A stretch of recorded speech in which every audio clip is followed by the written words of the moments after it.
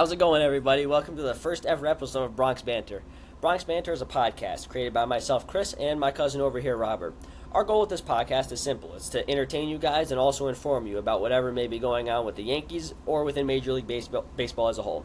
We are both lifelong baseball fans and especially lifelong Yankee fans. We stick with this team through thick and thin, and we are very excited for this opportunity. So with all that being said, I'm going to send it on over to my co-host, Robert. Robert, how's your day going? Pretty well, Chris, especially the day after the Yankees took the last game against the O's. Boys are looking good. You're American League East champions of this year. They look strong. I mean, everything's coming together. We are missing a couple big pieces right now, which we'll get into, but if you want to get into that, the injury report. Yeah, starting off the injury report, we have Jake Cousins, who was unfortunately placed on the 15-day IL with a right pec strain. This injury didn't affect us as much as we thought it would. He should be back for the ALDS, which is huge news because we need him in the 7th or 8th inning. He was seen on the field throwing today, which is huge to see. So, yeah, ended up not being too bad. But do you want to continue the injury report, Robert? Nestor Cortez, left elbow flexor strain.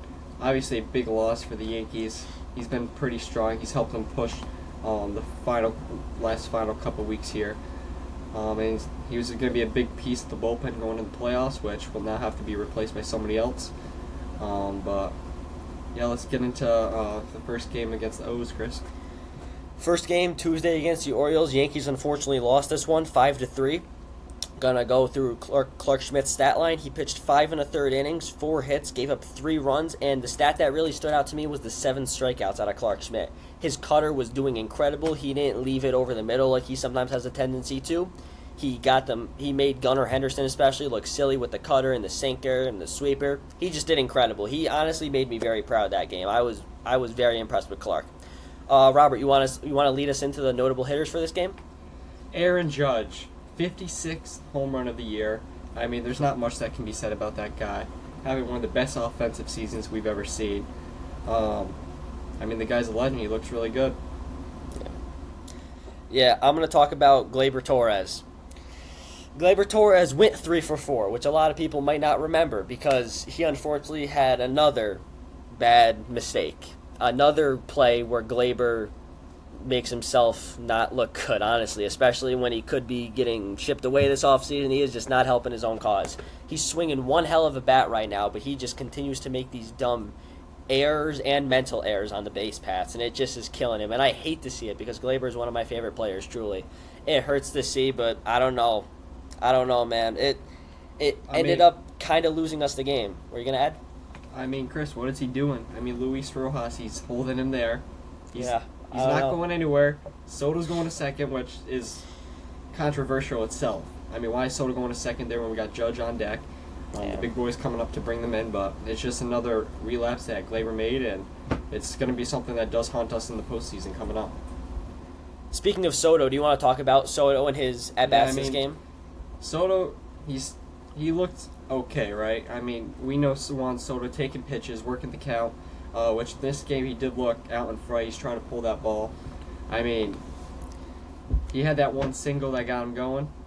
Besides that, he just looked off that game, trying to do too much, trying to play the hero in the first game against the O's. But Stanton, I mean, if you want to talk about him, he had a rough night. Yeah, I'm going to lead us into Stanton. Stanton went 0 for 4 with 4 strikeouts. I heard Michael Kay, Paul O'Neill, and David Cohn on the broadcast saying this was the 30th time, 3-0, in Stanton's career where he has had 4 strikeouts. The fact that guy is probably going to be a Hall of Famer someday is incredible to me with how much he strikes out. It is insane. As we will see, he has cold streaks and he also has hot streaks, as we will see when we get further into this series. But, yeah, honestly, those were the notable hitters to us. And Dean Kramer pitched for the Orioles. He pitched 5 innings, 3 hits, gave up 1 run, struck out 3. I noticed with Dean, he was really peppering the strike zone with fastballs early in the count, get ahead of batters, and then went to his junk. His splitter was really good, his curveball, slider, all that stuff. And at the end of the day, the long ball killed the Yankees. We gave up 3 solo home runs to Colton Cowser, Ramon Arias, and Anthony Santander. So at the end of the day, wasn't too bad of a game, but, got to be better. So let's move on to Game 2. Game 2, 9-7 loss to the O's. Stroman, 3 1/3, 10 hits, 6 runs, 1 K. that first inning, it dried everything out of the stadium. You had people leaving. Within that first inning, it was awful. Dominguez, that left field fly ball, overrunning it, allowing 2 runs to score was pretty pathetic, if you're asking me. But it's something that he's got to work on, which we'll get on later in the show about the left field situation. But besides that, you had Poteet going 3 1/3, Beater before him 1 1/3, and Leiter finishing out the game. But what you got to say about that, Chris? Yeah, I mean, that stuff just can't happen. This is going back to the same thing with Glaber. It's just baseball plays. Between the error from Dominguez and Jazz bobbling the double play, I mean, this is just basic stuff that you just have to do as a team that is in the playoffs and going to be playing probably at their home field for the entire playoffs. You want your fans in the game. That's supposed to be an advantage. You don't want your fans out of the game. You want to score early. What are you going to say? It's just going back to the fundamental baseball, which apparently they aren't teaching in the minors anymore, and it's been showing with their players coming up. They just can't make these plays, and it's going to end up costing them looking to the future. Yeah. We're going to head into the notable hitters. I'm going to talk about Juan Soto. 2 for 4 this game, home run and an RBI single, significantly better than the previous game when we talked about he was swinging at first pitch fastballs from Dean Kramer that weren't really Soto's pitch. Soto is better when he's behind in the count, honestly, because then he gets really locked in. But yeah, a line drive of a home run right over the short porch and an RBI single, he looked really good. So you want to continue the notable hitters on? I mean, once again, we had Aaron Judge, 2 for 4, 57th home run. What else can you say? I mean, the guy's insane. Best player in the league. That's no debate. Best player we've ever seen. That's no debate. I mean, come on now. Let's talk about Austin Wells, Chris. Go ahead with that. Yeah, Austin Wells, another 0 for 4 game out of him on Wednesday night. He, leading up through Wednesday's game, he was 2 for his last 23. Honestly, I'm not too mad at him because he does catch every single game, and I never caught personally, neither did you, but catching takes a wear on you. And I feel like I always see him getting foul balls off like the chest, or just always. He's always getting beat up back there. It is not an easy job, but he has been struggling with the bat, and if we want pitchers to actually pitch to Soto and Judge, we're going to need guys like him and Stanton to step it up. So do you want to lead us into the last notable hitter? Yeah, we had Rizzo going 2 for 4. I mean, it's just what Rizzo's been doing over the past couple of weeks coming off the IL. Just hitting the ball the other way and taking the ball to the right side when he needs to. I mean, it's not trying to do too much. He's making those defensive plays at first, saving errors from Jazz, Glaber, even Volpe. I mean, he's been a big role these last couple of weeks, and he's going to be a big role going to the playoffs. Chris, one thing I want to note on is Stroman going with the slide step to Austin Wells to home plate. Yeah, I did notice that. Quicker. He's trying to be quicker with the playoffs coming up, and now he's going to be in the rotation. Something that the players on the base paths are going to be keeping an eye on, trying to steal that bag. Yeah, because Stroman was the pitcher that the Red Sox stole 9 bases off, I believe, and Stroman has a huge leg kick and he throws 90, which is not very fast. So you got to pick one or the other. You got to throw faster, or you got to have a slide step. And I really and it was right after Gunnar Henderson got on. First batter of the game is when I noticed it. So that was great to see right out of the gate. And you got to give props to Austin Wells too. He's been, I mean, we mentioned his hitting hasn't been that well, but he's been throwing runners out to the best of his capabilities. But besides that, let's go into the last game, Chris. Yeah, starting out the last game, what a game. I mean, what else is there to say? Let's give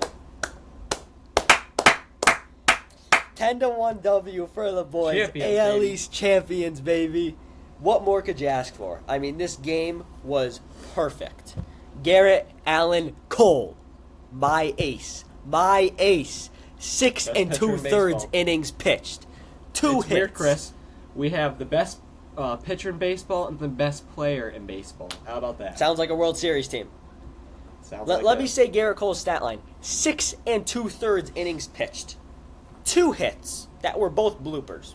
0 runs. 5 Ks.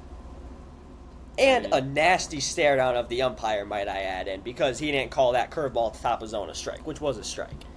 I mean, you don't want to see angry Garrett Cole in October. I am warning Orioles, Royals, Tigers. I'm warning all of you, even the Astros. You do not want to see angry Garrett Cole. He took that Devers situation where he did this. He took that personally.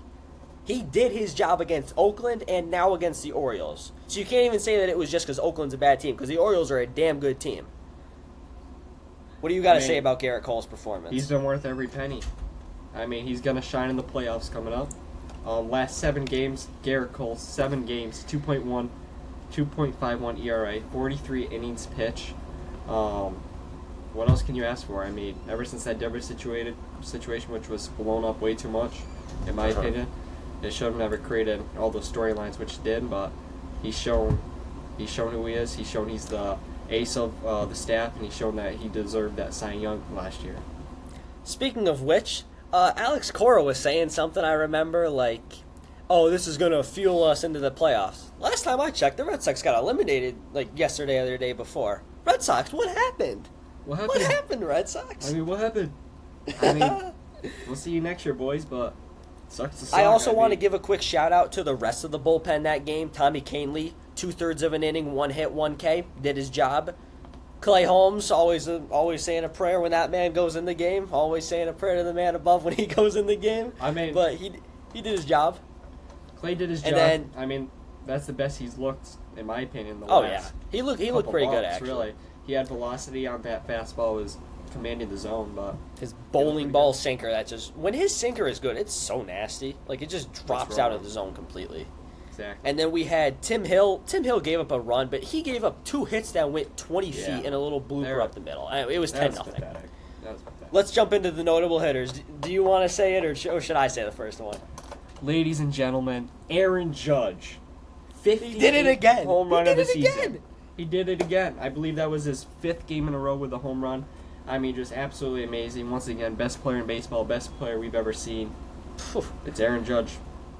There was conversations when this guy didn't hit a home run for 16 games that he wouldn't reach like 55, and now he's at 58 already. He might hit 60, and he had a month off basically because he didn't hit anything in April, and he had a 16 game, which is almost about a month stretch. I mean, this guy's incredible. We've never seen anything like him, and not to mention he plays a damn good center field in my opinion. I mean, I'm gonna lead us into the second notable hitter that I have, Mr. Giancarlo Stanton. If we want to make a deep run in the postseason, we need Stanton to get going, and that's exactly what he did last night.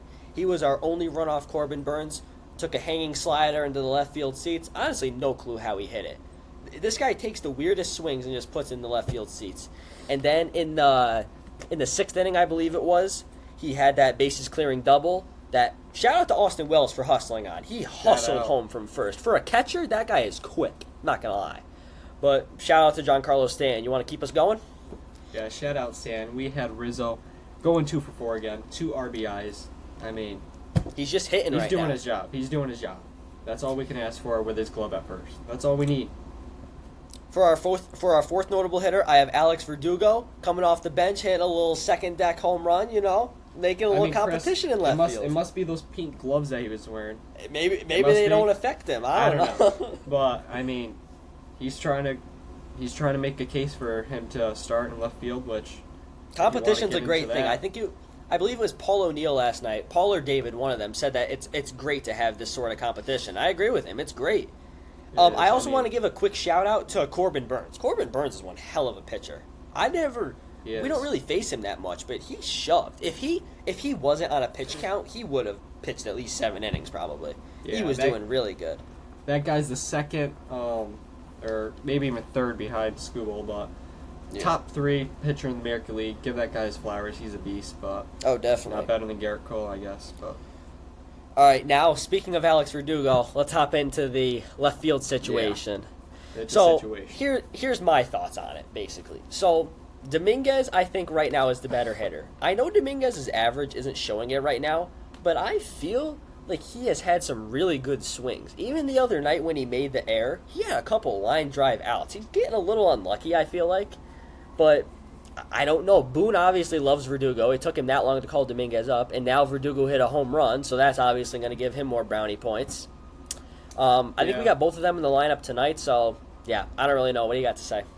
I mean, in my opinion, the situation is going to solve itself.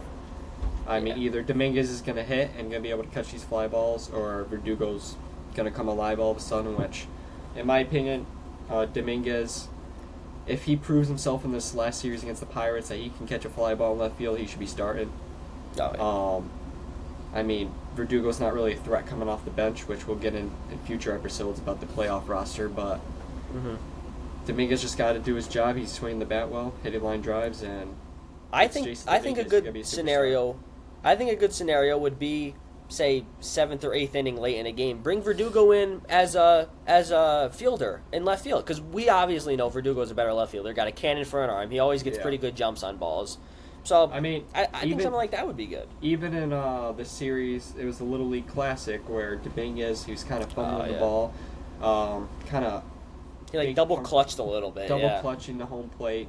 I mean, those plays are going to cost you, but his bat evens that out. But it's just going to be something that Aaron Boone's going to have to decide on the rest of the coaching staff, which either way, one or the other is probably going to end up affecting us in the series. Either Dominguez misses a ball or Verdugo goes 0 for 7 in the first 2 games. Do you want to get into who we're proud of and not proud of from these couple of games? We'll do you first. Who are you not proud of from the Yankees? Somebody that I am not proud of, it breaks my heart saying, one of my favorite players. This guy's going to be behind home plate for the next many years to come. Austin Wells. I mean, he's pushing his chances right now of winning AL Rookie of the Year. Which, not even just putting that to the side, he's got to get the bat going. He's just got to. Last 7 games, he has just 1 hit, 0 home runs. The power hasn't been there. 2 RBIs, 5 strikeouts. I mean, that's. Just to jump in quick, I think the only hit he had was against the Athletics when we were blowing them out. So I don't think it really. I mean, he's hit the ball hard here and there the last couple of games. He's going back to kind of bad luck as he did at the beginning of the season, but he's got to get going. Even just the last 30 games, he has a 168 average. Got to get going. He's going to be a key feature behind Judge and Soto in the lineup. And without him, I mean, he evens out the lineup with that lefty bat too. Yeah, I agree. So going into who I'm proud of the Yankees, the other guy that's going to be right in the middle of the lineup right there, Mr. Giancarlo Stanton. I am so happy that this guy is getting hot right at the right time. We need playoff Stanton, like I was saying earlier. And if he can continue this, hitting home runs and hitting gap doubles, we will be good. We will be so good. That lineup is... It feels like a completely different lineup when Stanton's doing good. I don't know about you, that's how I feel. I feel like he completely changes the whole aspect of the lineup.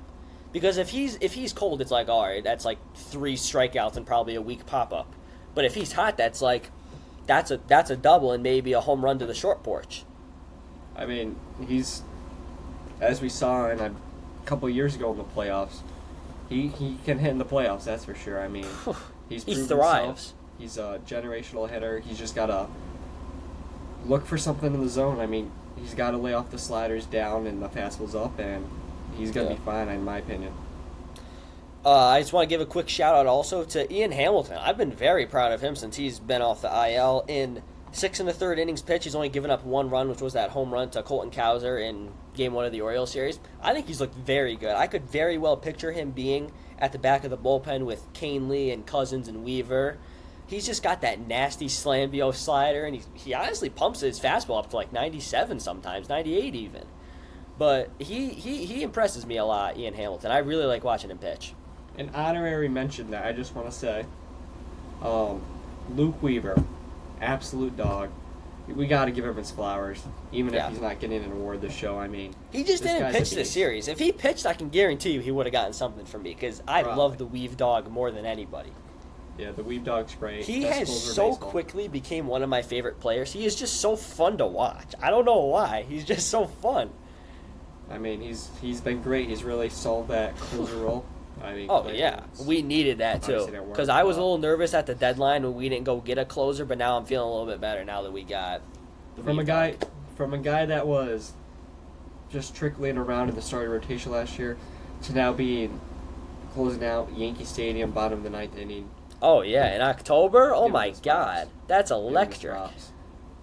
That's electric to even think about. Anything else you had to add? I think that's about it. No, that's it. I mean, the Yankees they're playing the Pirates right now. They got to keep it rolling. They got to try to get that number 1 seed for the AL, get home field advantage. I mean, that's their goal right now. Let's go Yankees. Yeah. Thank you guys for watching the show. Make sure to like and subscribe. God bless everybody. Have a great day, and let's go Yankees.